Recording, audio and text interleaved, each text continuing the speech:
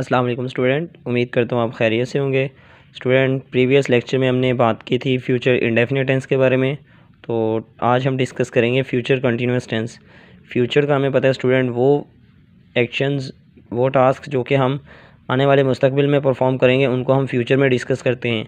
अब future continuous की अगर हम बात करें तो ज़माना मुस्तकबिल में वो काम जो कि अभी कंटिन्यू होंगे, यानी कि जारी होंगे, अभी मुकम्मल नहीं हुए होंगे, उनको हम फ्यूचर कंटिन्यूस में डिस्कस करेंगे। फॉर एग्ज़ाम्पल हमारे पास है, मैं एग्ज़ाम्पल देता हूँ, वो स्कूल जा रहा होगा। ठीक है, तो रहा होगा ने हमें बता दिया कि ये फ्यूचर का टेंस है, और रहा का मतलब ये है कि हम अभी ये प्रोग्रेसिव में कंटिन्यू में है। तो इससे हमें पता चल गया कि ये फ्यूचर कंटिन्यूस टेंस है।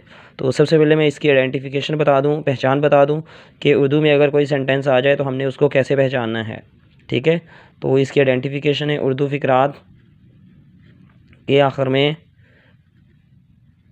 रहा होगा, रही होगी, रहे होंगे वगैरह आएगा। ठीक है स्टूडेंट, उर्दू फ़िक़रात के आखिर में रहा होगा, रही होगी, रहे होंगे वगैरह आएगा। तो ये थी इसकी आइडेंटिफिकेशन। मसलन मैं आपको मिसाल देता हूँ इसकी। तो ये प्रोग्रेसिव टेंस भी कहलाते हैं, फ्यूचर प्रोग्रेसिव टेंस। मसलन अली काम लिख रहा होगा, बच्चे स्कूल जा रहे होंगे। ठीक है स्टूडेंट, तो ये देखिए मैंने आपके सामने दो एग्जांपल्स दी हैं जिसमें डिफरेंट सब्जेक्ट्स हैं और डिफरेंट जो है सेंटेंसेस हैं, लेकिन उनमें अगर हमें पहचान की बात करें तो एक ही है, यानी कि ये कंटिन्यू में कंप्लीट नहीं हुए। ठीक है, रहा होगा, रहे होंगे। तो अब इसके मैं स्ट्रक्चर की बात करूँ कि अगर हमें ये टेंस दे दिया जाए, कोई भी सेंटेंस आ जाए फ्यूचर कंटिन्यूस का, उर्दू में हमने पहचान लिया, उसके बाद हमने उसको इंग्लिश में ट्रांसलेट करना है। तो उसके लिए जो हम स्ट्रक्चर यूज़ करेंगे, फार्मूला यूज़ करेंगे, वो है student subject plus helping verb plus verb plus object. ठीक है, जैसे कि आपको मैंने प्रीवियस लेक्चर्स में भी बताया था, स्टूडेंट कंटिन्यूस का कोई भी सेंटेंस आ जाए, कंटिन्यूस कोई भी कंटिन्यूस हो, तो उसमें जो वर्ब की फॉर्म लगेगी वो आएगी फर्स्ट फॉर्म के साथ आईएनजी आएगा। तो ये बात आपने अपने माइंड में रखनी है। ठीक है, फर्स्ट फॉर्म के साथ आईएनजी लगेगा। इसी तरह हेल्पिंग वर्ब की बात करूँ तो जो फ्यूचर कंटिन्यूस का जो हेल्पिंग वर्ब है वो है विल बी, विल बी।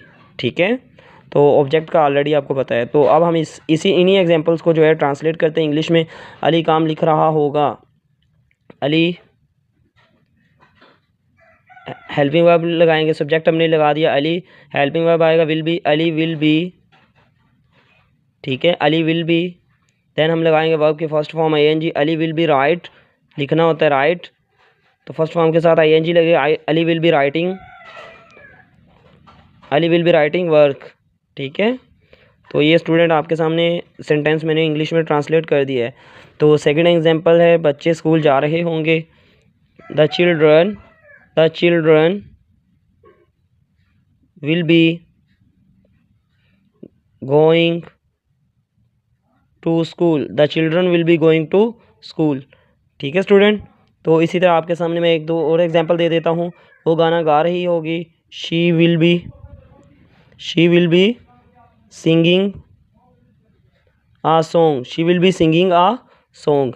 तो ये आपके सामने स्टूडेंट डिफरेंट एग्जांपल्स मैंने आपको डिफरेंट सब्जेक्ट्स के साथ एक्सप्लेन कर दिए। ठीक है, तो ये हमारे पास जो थे फ्यूचर कंटिन्यूस टेंस के पॉजिटिव सेंटेंसेस थे।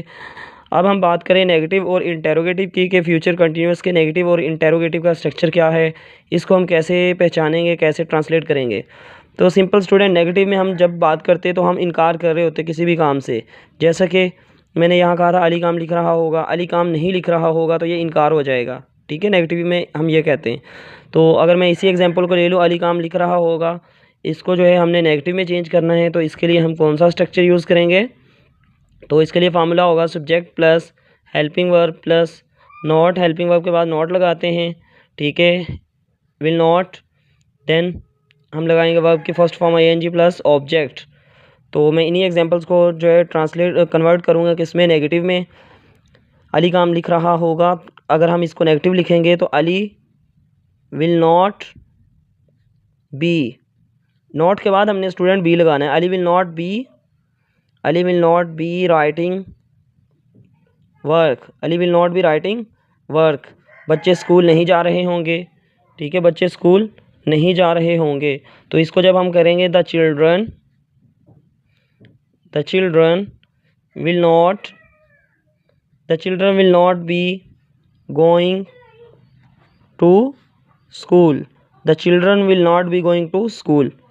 क्लियर है स्टूडेंट। तो नेक्स्ट में बात करते हैं, अगर हम इंटेरोगेटिव की बात करें तो इसके लिए जो हमारे पास स्ट्रक्चर होगा वो होगा हेल्पिंग वर्ब जो है स्टार्ट में आ जाएगा, देन हम लगा देंगे सब्जेक्ट, देन हम लगाएंगे वर्ब की फर्स्ट फॉर्म प्लस आईएनजी। ठीक है, वर्ब की फर्स्ट फॉर्म आईएनजी, इधर भी हम यही यूज़ करेंगे। देन हम लगा देंगे object, then question mark. Clear student. तो इंटेरोगेटिव में हम जो है क्वेश्चन करते हैं तो क्वेश्चन के लिए अगर हम इन्हीं सेंटेंसेस को इंटेरोगेटिव में कन्वर्ट करें, क्या अली काम लिख रहा होगा, तो इसके लिए हेल्पिंग वर्ब जो है स्टार्ट में आ जाएगा विल अली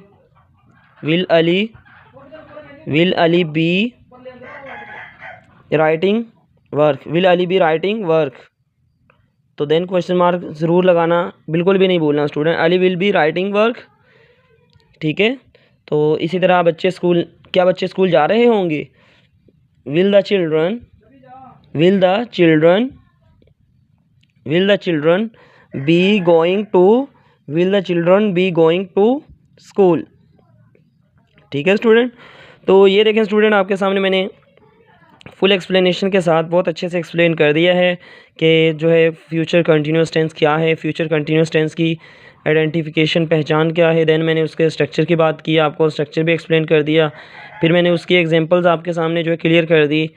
देन मैंने नेगेटिव के लिए आपको बता दिया कि नेगेटिव में हम कैसे कन्वर्ट करेंगे सिंपल को, इसी तरह इंटेरोगेटिव में कैसे कन्वर्ट करेंगे, उसका स्ट्रक्चर क्या है।